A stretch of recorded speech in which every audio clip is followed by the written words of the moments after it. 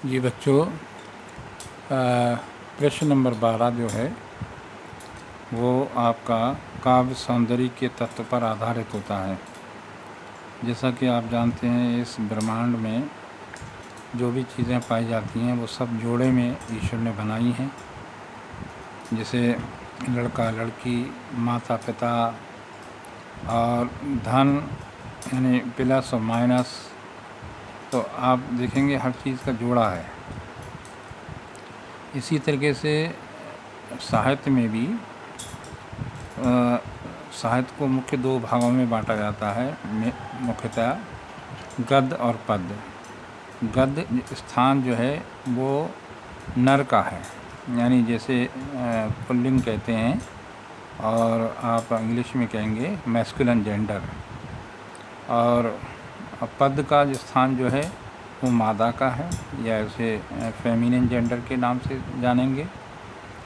तो मादा की ये ख़ासियत होती है, आप देखते हैं रोज़मर्रा की ज़िंदगी में कि जो स्त्रियां होती हैं वो अपना श्रृंगार करने के लिए भिन्न भिन्न साधनों का उपयोग करती हैं, जैसे श्रृंगार की चीज़ें इस्तेमाल करती हैं, और उससे जो है उनके सुंदरता में निखार आता है।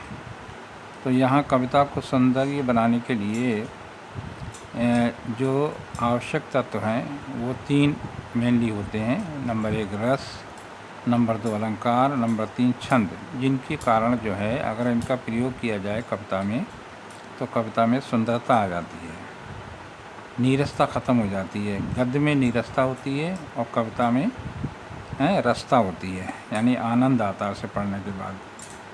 तो इन्हीं तत्वों के कारण जो है कविता में आनंद की उत्पत्ति होती है। तो एक एक करके हम लेते हैं। सबसे पहले हम रस को लेते हैं। रस, काव्य में रस का वही स्थान है जो शरीर में आत्मा का है। जैसे आत्मा के बिना शरीर बेजान होता है, कोई उसका अस्तित्व नहीं होता, उसी तरीके से रस के बिना कविता बेजान होती है। इस प्रकार आत्मा के अभाव में प्राणी का अस्तित्व संभव नहीं, उसी प्रकार रसहीन का कथन की काव्य को काव्य नहीं कहा जा सकता। इस प्रकार रस काव्य की आत्मा है। ये रस की परिभाषा हुई, यानी रस का जो आपने समझ लिया। अब रस के अंग या अवयव, यानी एलिमेंट ऑफ रस। अब देखिए, इसमें ये प्रश्न को लिखने की आवश्यकता नहीं है, आप यहाँ से लिखेंगे रस के जो अंग हैं: स्थायी भाव, नंबर 2 विभाव, नंबर 3 अनुभाव, नंबर 4 संचारी अथवा व्यभिचारी भाव। अब हर एक को एक एक करके लेंगे। सबसे पहले हम स्थायी भाव लेते हैं। स्थायी भाव प्रत्येक सहृदय व्यक्ति के हृदय में हमेशा विद्यमान रहते हैं, यानी हर मनुष्य के अंदर स्थायी भाव पाए जाते हैं। यद्यपि वे सुप्त अवस्था में रहते हैं, यानी सोई हुई अवस्था में रहते हैं, वे स्थायी भाव उचित अवसर पर जागृत होकर तथा पुष्ट होकर रस के रूप में प्रकट हो जाते हैं। जब कभी उसके सामने कोई चीज़ घटित होती है तब वो स्थायी भाव जागृत हो जाते हैं अथवा सुप्त अवस्था में रहते हैं। एक स्थायी भाव का संबंध एक रस से होता है, हर स्थायी भाव का एक रस होता है। इनकी संख्या 9 है, किंतु कुछ आचार्यों ने इनकी संख्या 11 निर्धारित की है। यानी कुछ लोग इसकी संख्या 9 मानते हैं, कुछ लोगों ने इसको 11 माना है। अब हम 2 कॉलम बनाते हैं। पहले कॉलम में स्थायी भाव, दूसरे में रस। तो नंबर 1 रति।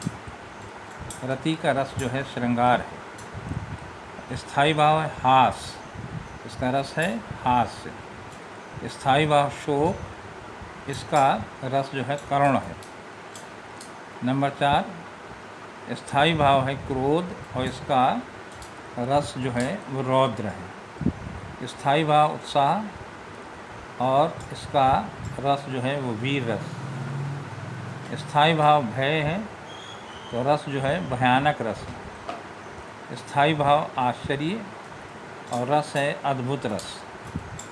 नंबर 8 गिलानी या जुगुप्सा, ये स्थायी भाव है, रस बीभत्स, यानी किसी चीज़ को देखकर घिन आ जाना। और नंबर 9 निर्वेद, रस है शांत रस।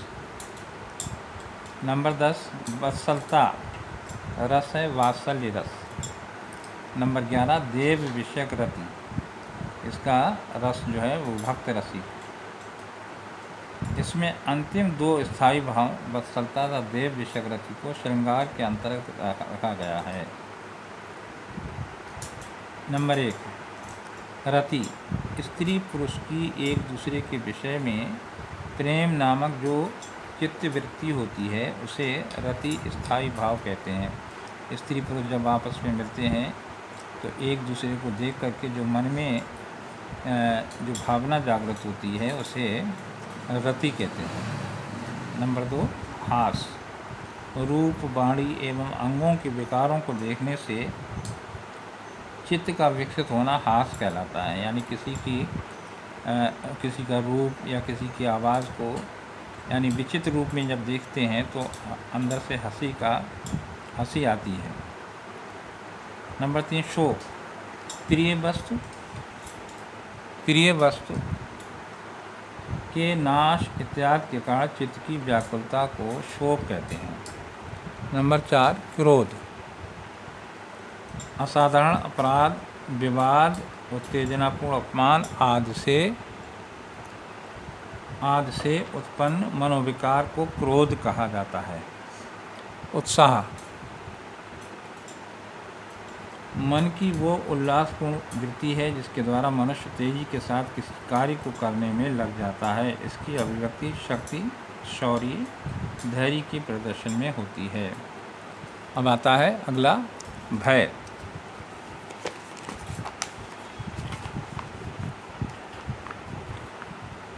भय में देखें हिंसक जंतुओं के दर्शन, अपराध, भयंकर शब्द, विकृत चेष्टा और रौद्र मूर्ति द्वारा उत्पन्न मन की व्याकुलता भय है। आश्चर्य अलौकिक वस्तु को देखने, सुनने या स्मरण करने से उत्पन्न मनोविकार आश्चर्य कहलाता है। कोई अजीब बात देखते हैं तो मन में जो विचार जागृत होते हैं उसे आश्चर्य कहते हैं। गिलानी या जुगुप्सा यानी घिन का होना, जैसे कोई आपने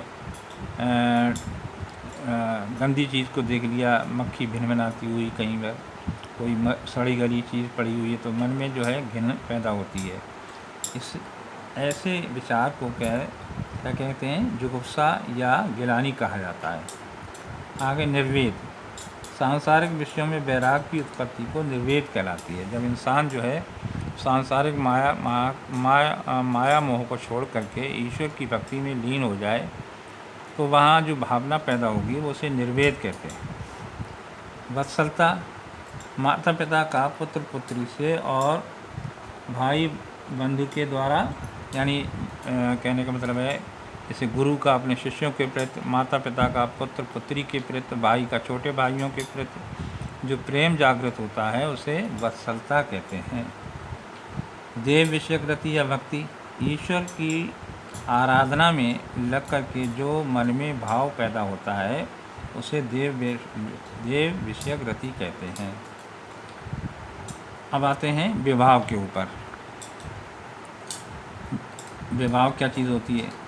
जो कारण व्यक्ति पदार्थ आदि दूसरे व्यक्ति के हृदय में स्थायी भाव को जागृत तथा उद्दीप्त करते हैं उन कारणों को विभाव कहते हैं। अभी बताया स्थायी भाव जो है सुप्त अवस्था में रहते हैं, जब तक कि कोई घटना या कोई चीज़ उसके सामने ना आए तब तक वो जागृत नहीं हो पाते। तो जिन कारणों से स्थायी भाव जागृत होते हैं उन्हें विभाव कहा जाता है। Is it clear? विभाव के भेद, तो विभाव के दो भेद होते हैं, आलम्बन विभाव और दीपन विभाव। आलम्बन विभाव जिस व्यक्ति अथवा वस्तु के कारण कोई भाव जागृत होता है उस व्यक्ति अथवा वस्तु को उस भाव का आलम्बन विभाव कहते हैं।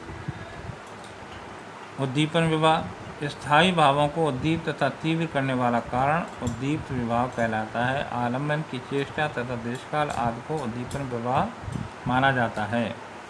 अब जैसे ये कोई वस्तु को या चीज़ को देख करके आलम्बन विभाव पैदा होता है और उसकी कोई चेष्टा या कोई कार्य करने से जो यानी कोई सामने खड़ा हुआ है उसने आँखें टेढ़ी कर ली, आँखें झुलसा ली, तो आपको देख के लगेगा कि आप फिर उसके सामने मुस्कुराएंगे नहीं, बल्कि ये लगेगा कि ये आदमी मुझसे नाराज़ है। तो मेरे चेहरे पर भी नाराज़गी के भाव पैदा होते हैं। इसे कहते हैं उद्दीपन विभाव। अब इसमें आ जाते हैं, नंबर 3 पे आते हैं अनुभाव। अनुभाव आश्रय की चेष्टाओं को अनुभाव कहते हैं, अथवा रस की उत्पत्ति को पुष्ट करने वाले भाव जो विभाव के बाद उत्पन्न होते हैं अनुभाव कहलाते हैं। अब आपने सुना कि स्थायी भाव जागृत हुए विभाव की वजह से, और विभाव और स्थायी भाव के बाद जो मन में भावों की उत्पत्ति होती है उन्हें अनुभाव कहते हैं। और उन अनुभवों के बाद जो है आदमी किसी कार्य को करने के लिए प्रेरित हो जाता है, समझे। तो अनुभाव के भेद हैं कायिक अनुभाव, यानी काया कहते हैं शरीर को। प्राय शरीर की कृत्रिम चेष्टा को कायिक अनुभाव कहा जाता है। मानसिक अभाव, मन में हर्ष विषाद आदि के उद्दीरण को मानसिक अनुभाव कहते हैं। आहारी अनुभाव, मन के भावों के अनुसार अलग प्रकार की कृत्रिम वेश रचना करने को आहारी अनुभाव कहते हैं। सात्विक अनुभाव, ये हेमचंद एक आचार्य हैं, उनके अनुसार सत्व का अर्थ है प्राण। स्थायी भाव ही प्राण तक पहुंचकर सात्विक रूप धारण कर लेते हैं। अब आते हैं अगले पेज पर।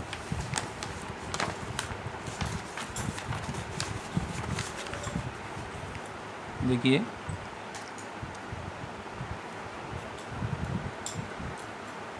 अब आते हैं चौथे पर, संचारी भाव।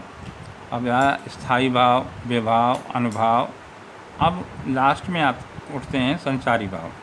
संचारी भाव जो हैं, जो स्थायी भावों को अधिक पुष्ट करते हैं उन सहयोगी भावों को संचारी भाव कहा जाता है। भरत एक आचार्य हैं, उन्होंने भरत ने संचारी भावों का स्पष्ट करते हुए कहा कि ये वे भाव हैं जो रसों में अनेक प्रकार से विचरण करते हैं तथा रसों को पुष्ट करके आस्वादन के योग बनाते हैं। इस प्रकार समुद्र में लहरें उत्पन्न होती हैं और उसी में विलीन हो जाती हैं। उसी प्रकार स्थायी भाव में संचारी भाव उत्पन्न और विलीन होते रहते हैं। अब संचारी भावों के भेद हैं, तो आचार्यों ने संचारी भावों की संख्या जो है 33 बताई है। अब ये एक एक करके दिए हैं। निर्वेद है, श्रम है, प्रिय है, अग्रेय है, स्वप्न है, मरण है, निद्रा है, उन्माद, मति, लज्जा, विषाद, गिलानी, आवेग, मद, मोह, अपस्मार, अलसता, अभिथा, शंका, व्याधि, हर्ष, वृत्ति, चिंता, दैन्य, जड़ता, विबोध, गर्व, अमर्ष, औत्सुक्य, स्मृति, संतरास, असूया, चपलता, वितर्क। ये सारे जो जितने दिए हैं 33 संचारी भाव, ये हर आदमी के अंदर ये क्रियाएं पैदा होती हैं, कभी कुछ। ये इंसान की ज़िंदगी में जब से वो जागृत होता है, सो के उठता है, तो उसके सामने कभी ये चीज़ें आती रहती हैं। अब इसके बाद अब आता है रसों का सामान्य परिचय, जो अगली वीडियो में आप देखेंगे।